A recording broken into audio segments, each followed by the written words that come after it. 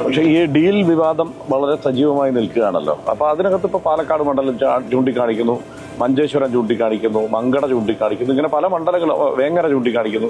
ഈ മണ്ഡലങ്ങളെല്ലാം ഒരു തരത്തിൽ അല്ലെങ്കിൽ മറ്റൊരു തരത്തിൽ ഡീലിന്റെ ഭാഗമാണത്. CPIM കാലങ്ങളായി നടത്തിക്കൊണ്ടിരിക്കുന്ന ഡീലാണ് എന്നുള്ള ആരോപണം ഇന്നലെ നടന്ന ചർച്ചയിൽ ഞാൻ കേട്ടു. അതാണ് പാലക്കാട് എന്താണെന്നൊരു പിടി എനിക്ക് ഇനിയും കിട്ടിയിട്ടില്ല. പാലക്കാട് ഞങ്ങൾ സ്ഥിരമായി തോറ്റുകൊണ്ടിരിക്കുകയാണ്.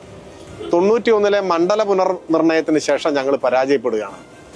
അവിടെ പാർട്ടി സ്ഥാനാർത്ഥികൾ, കരുത്തരായ പാർട്ടി സ്ഥാനാർത്ഥികൾ മത്സരിച്ചിട്ട് ജയിക്കാൻ കഴിഞ്ഞില്ല. കഴിഞ്ഞ തെരഞ്ഞെടുപ്പിൽ ഞങ്ങളുടെ സ്വതന്ത്രനെ നിർത്തി, അപ്പോൾ കുറച്ച് വോട്ട് കൂടുതൽ കിട്ടി. അപ്പോൾ ഈ തവണ അതുകൊണ്ട് തന്നെ ഒരു സ്വതന്ത്രനെ, സർവ്വസ്വീകാര്യനായ ഒരു സ്വതന്ത്രനെ മത്സരിപ്പിക്കണം എന്ന് പാർട്ടി കണ്ടു. അപ്പോൾ നല്ല യോഗ്യനായ ഒരു സ്ഥാനാർത്ഥിയെ കിട്ടി. ആരും ഇഷ്ടപ്പെടുന്ന, സ്വീകാര്യതയുള്ള, നല്ല സെക്കുലറായ ഒരു സ്ഥാനാർത്ഥി. ആ സ്ഥാനാർത്ഥി ഇപ്പോൾ ജയിക്കുന്ന നിലയിലേക്ക് വരുമ്പോൾ വല്ലാത്ത അസഹിഷ്ണുതയും അസ്വസ്ഥതയും UDF പ്രകടിപ്പിക്കുകയാണ്. അപ്പോഴാണ് ഇത്തരം ആരോപണങ്ങൾ കൊണ്ടുവരുന്നത്. അല്ലാതെ മറ്റൊരു അടിസ്ഥാനവും ആരോപണങ്ങൾക്കില്ല.